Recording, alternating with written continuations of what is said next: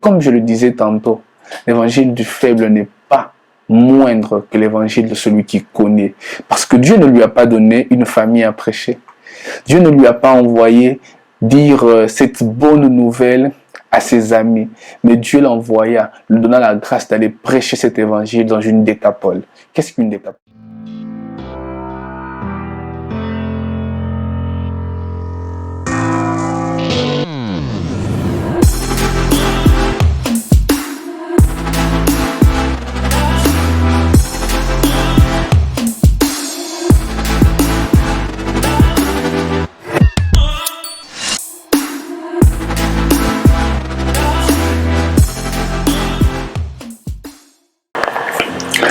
Shalom corps du Christ, bonjour à vous. Je suis très heureux de me retrouver devant vous.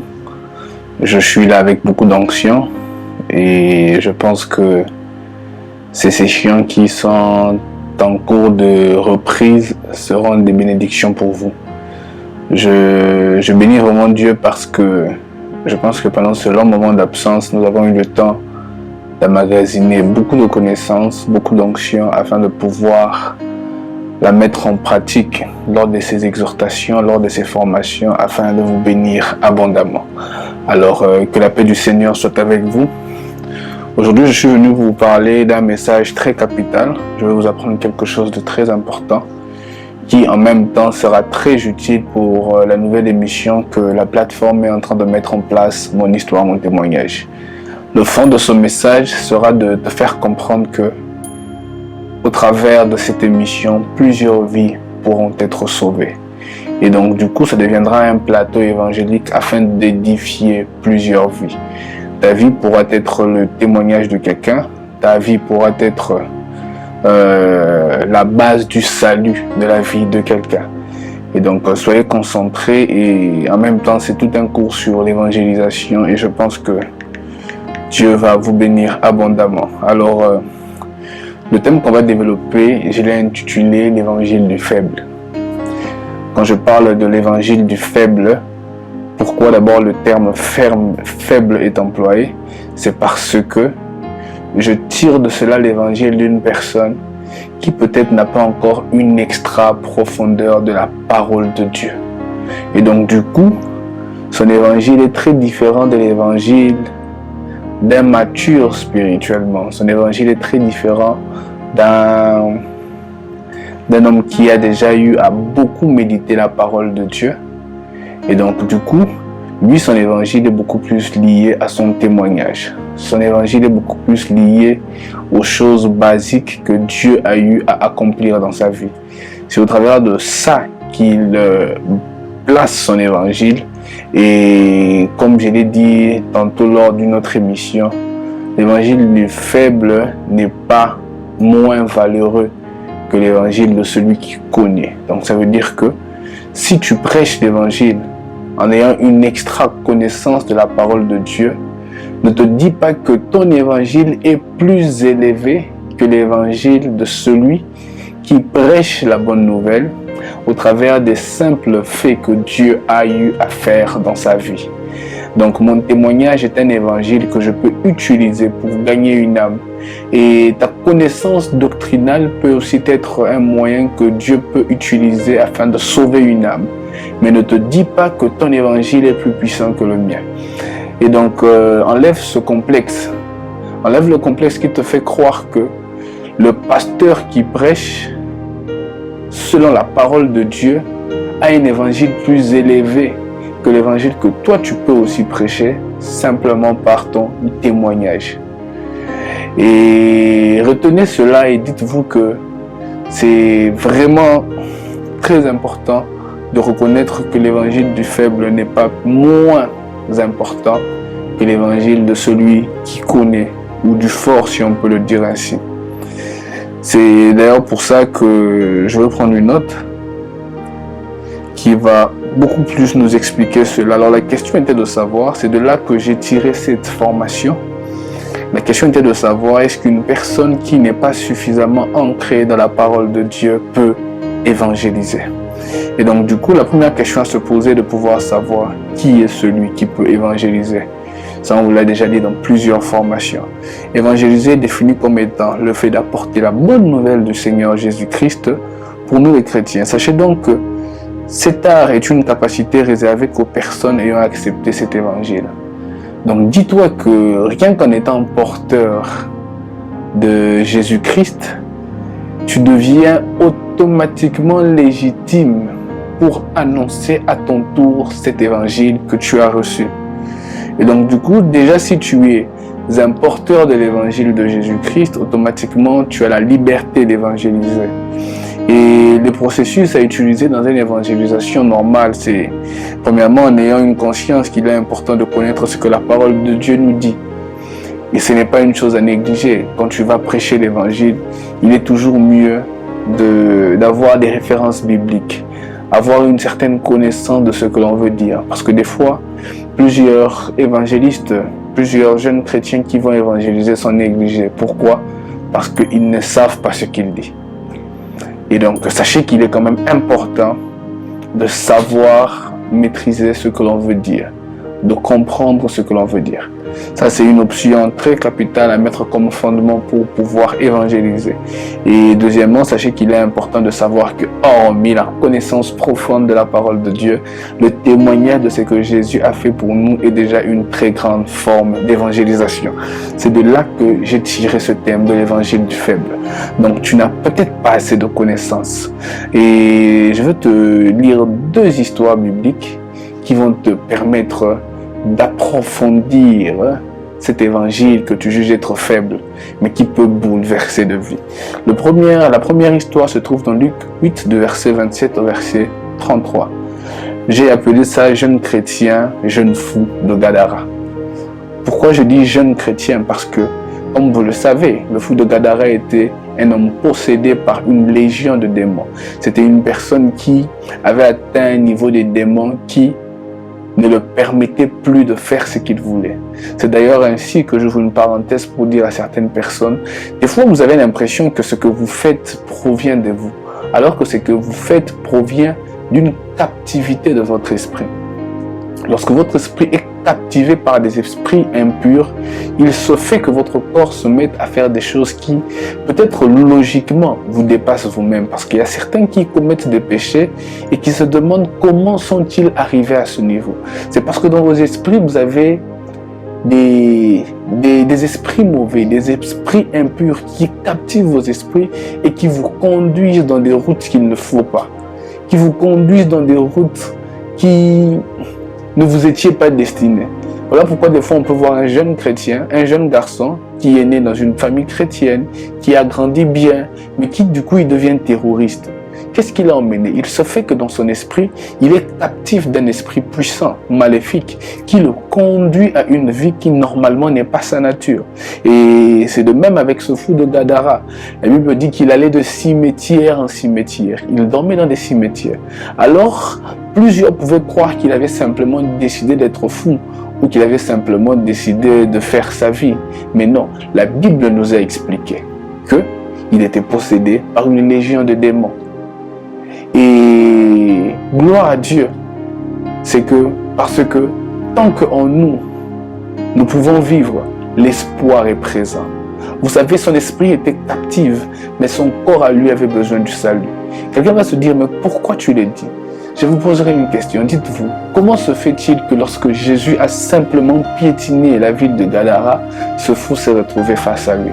C'est parce que peut-être que son esprit était captif, mais à l'intérieur de lui, il y avait un vide que tout celui qui vit dans le monde a.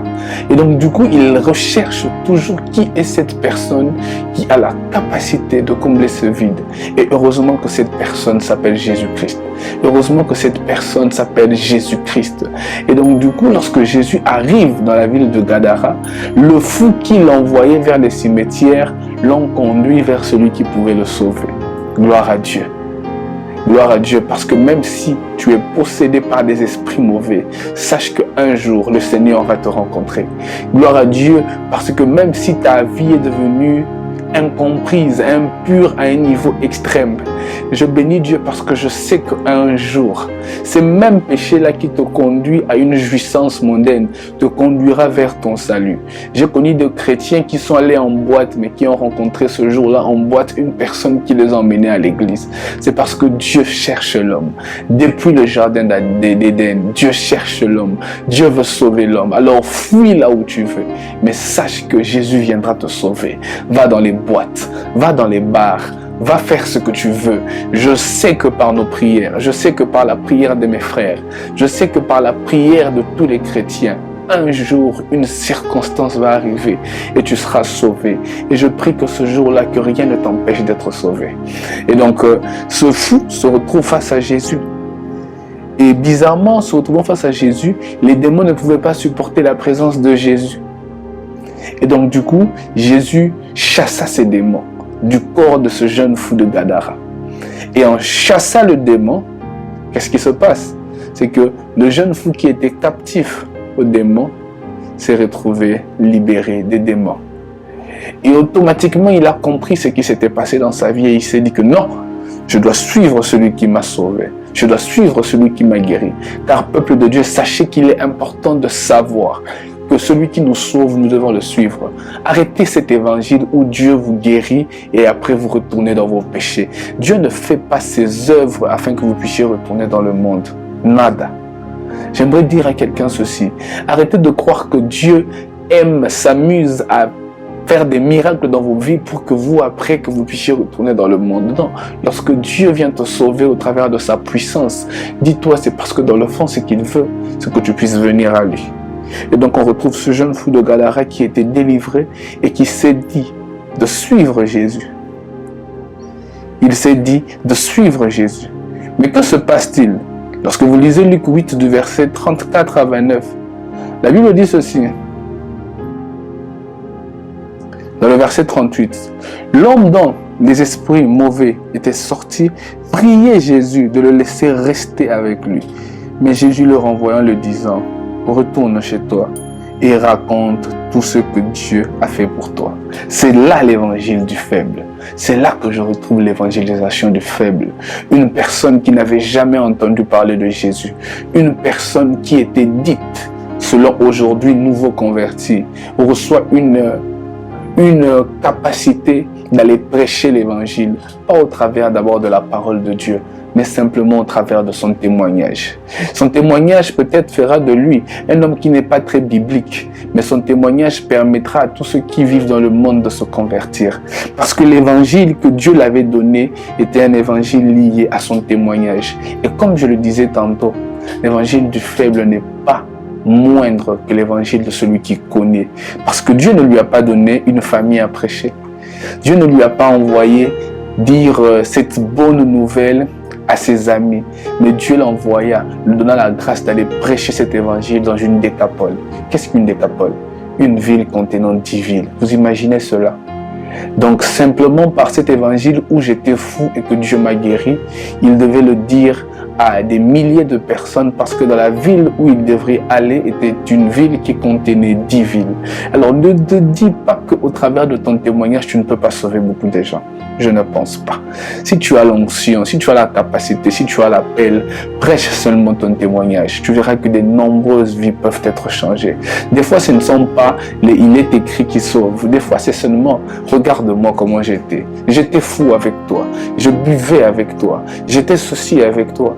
Mais j'ai rencontré Jésus qui m'a guéri. Et bizarrement, il y aurait toujours de ces gens qui se demandent mais comment ce chrétien, comment ce monsieur a pu devenir chrétien? Simplement le fait de te voir devenir chrétien bouleverse sa vie.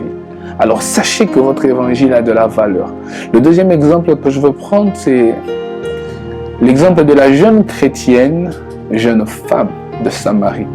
Lorsque vous lisez Jean 4 du verset 7 au verset 31, la Bible vous parle de la rencontre de cette femme qui était venue puiser de l'eau. Je ne veux pas entrer dans les détails de peur de toucher beaucoup de points.